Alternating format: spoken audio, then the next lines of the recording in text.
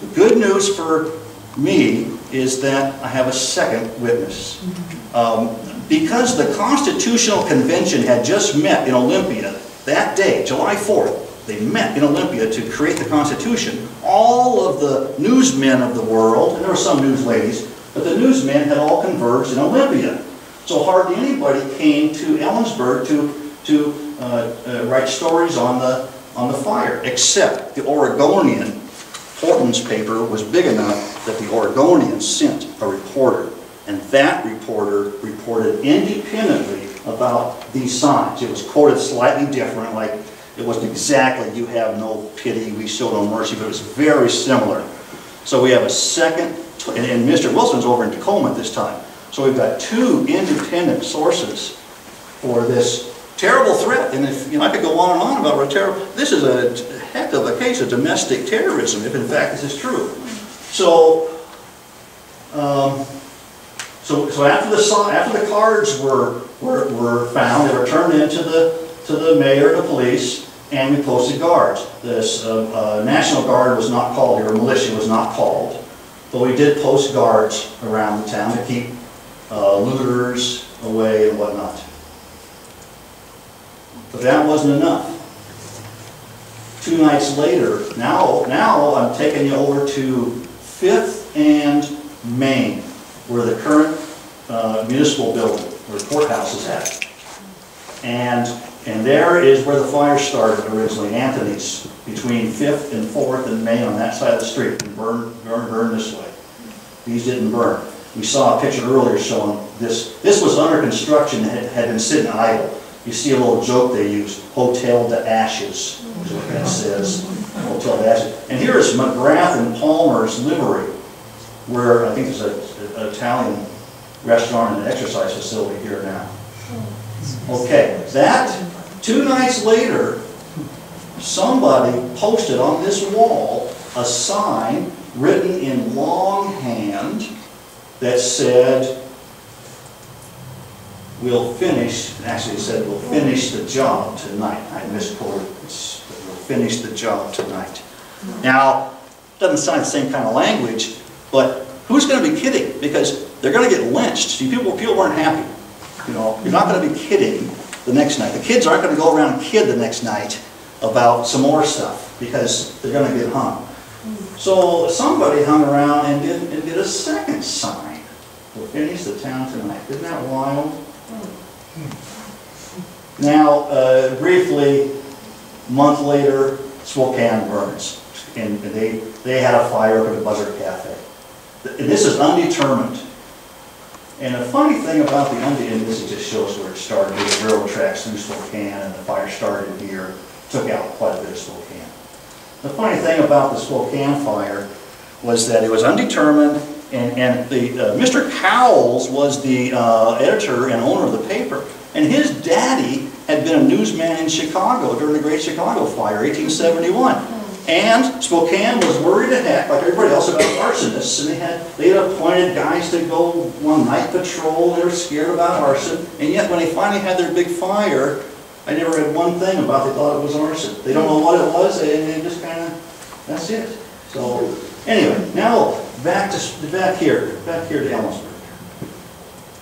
Oh, I'm sorry, I was nervous tapping your shoulder. Oh, excuse me, I didn't bring the water. So anyway, there's the 4 big fires. And now let's come back to Ellensburg. We're up on Craig Hill. Here's a native lady with her child looking down over the town before the fire. You can see there's the Johnson House again from this angle. And I'm not good to name all these buildings, so I won't try. But I got the Johnson House down cold right there. I know that much. And so now we have this terrible fire, and everybody's depressed. Yes, we're going to have meetings. We're going to rebuild. That's a good story. And, there's a lot of community that went on, and you can imagine that, and a lot of rallies. But for the sake of tonight, that's my short version of why I'm standing here getting ready to talk about motive, means, and opportunity. That, red cards, I got the Oregonians, a second cooperating source. Yeah, there's no red cards, I know. I hope someday somebody's attic, somebody's going to find a red card. On the other hand, the Ellensburg Relief Committee sent out flyers to people after the fire saying, if you really need help, come let us know. Well, we don't have any of those cards either. You know, I can give you many examples of, you know, what doesn't exist anymore. So just the fact that there are no red cards, that doesn't mean, to me, isn't a showstopper at all. But so now people are accusing people, saying, okay, now if you read all the papers, you find out that a lot of the, you know, Colonel Hamilton ran the Capital newspaper here. You know, they felt it was arson, and on and on and on. As time went by, and I got 4 pages of historians and what they said about the fire, one thing you'll see is that the further you get away from 1889, the further muddled the historians sound. Well, we don't know. That's where you get now. We don't know. And I understand that because the stuff I discovered was kind of, it was lost. The red card story is kind of a lost story, so I'm kind of bringing it back. But back in those days, there was not a consensus, but there was plenty of feeling that it truly was an arson, except that on the end of it, yes, we don't understand why. Don't know why. The cards, it is, you read the cards, they're enigmatic, or whatever the right word is. What does it mean you have no? Well, that is a tough one. I'm not here to tell you what I think, because I can only say that June 20th, about 2 weeks before the fire, the Ellensburg paper ran an article on a reprint from Chicago, and it was about a young lawyer who went to a judge in Chicago. And he said, how much should I charge my customers for a simple real estate piece of paper? I was going to charge $10. And the judge told him, charge $100, because no one respects a cheap lawyer. And the headline of the article was, we show no mercy, etc., etc. And went on to be about lawyers charging a lot of money. But the half of the headline was in the paper here, which I always find is a kind of a clue. But anyway, so the town is burned. People are scared.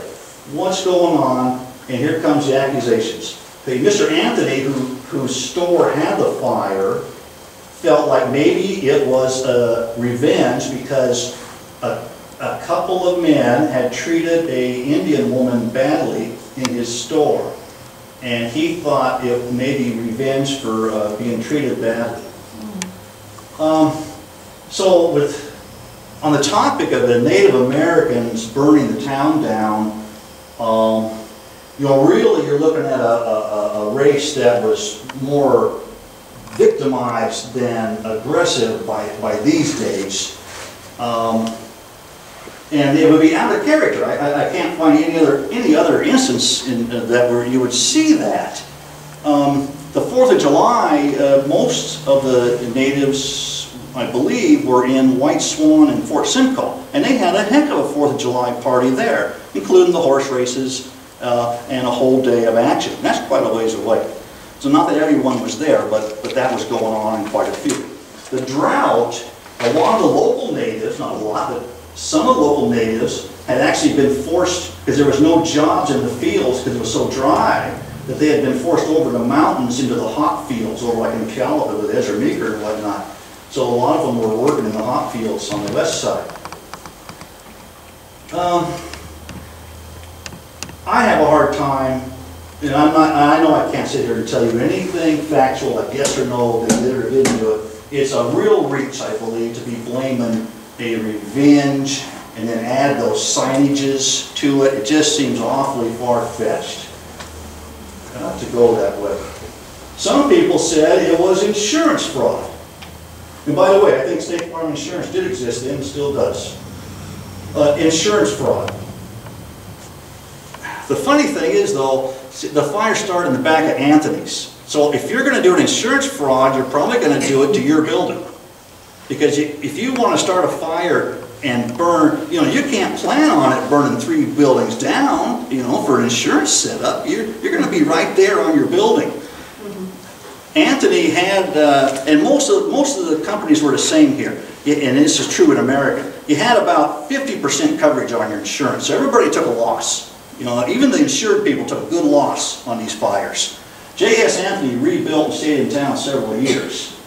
I don't believe J.S. Anthony did it for insurance. Here's an odd thing. One building survived on 3rd Street, or across the street from this fire. The Blumauer company survived the fire, one of the few buildings that survived.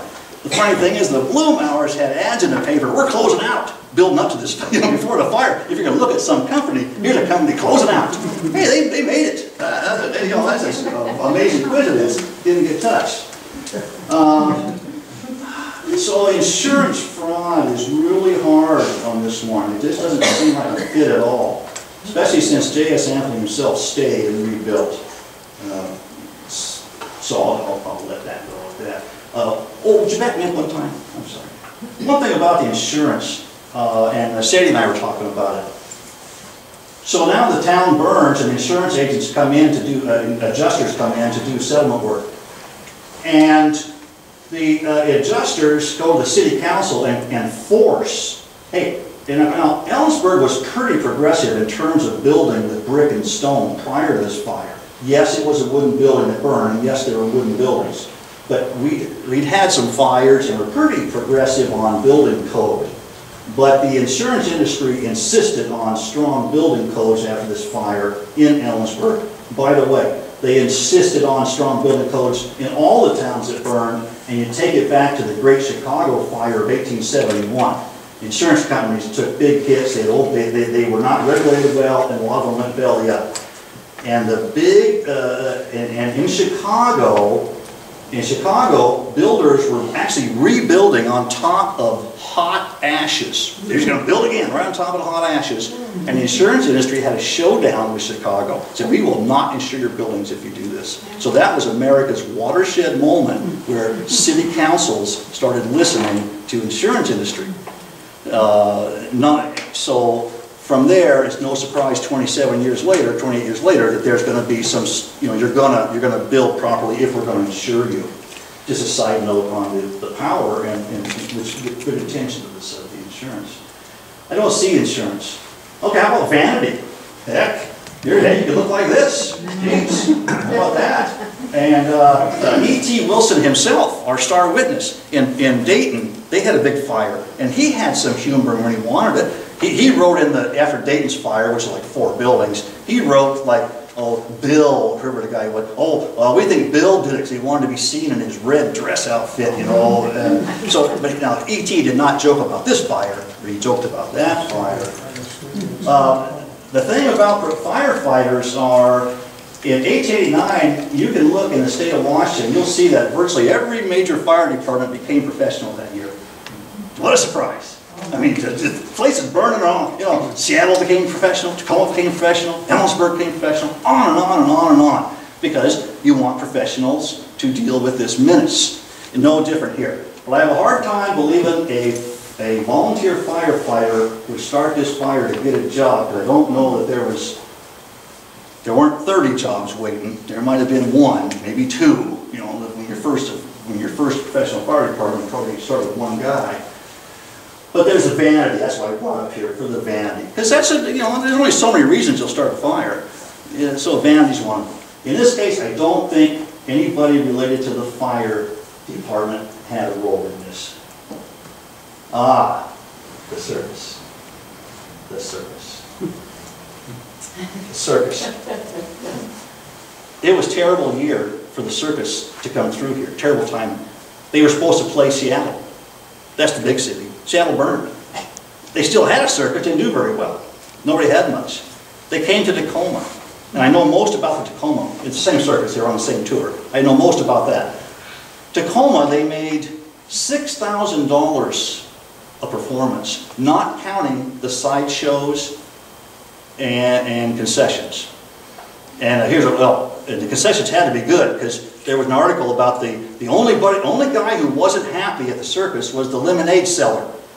And he wasn't happy because somebody had snuck into his barrel and put a real lemon in it. And everybody knows circus lemonade doesn't taste like that.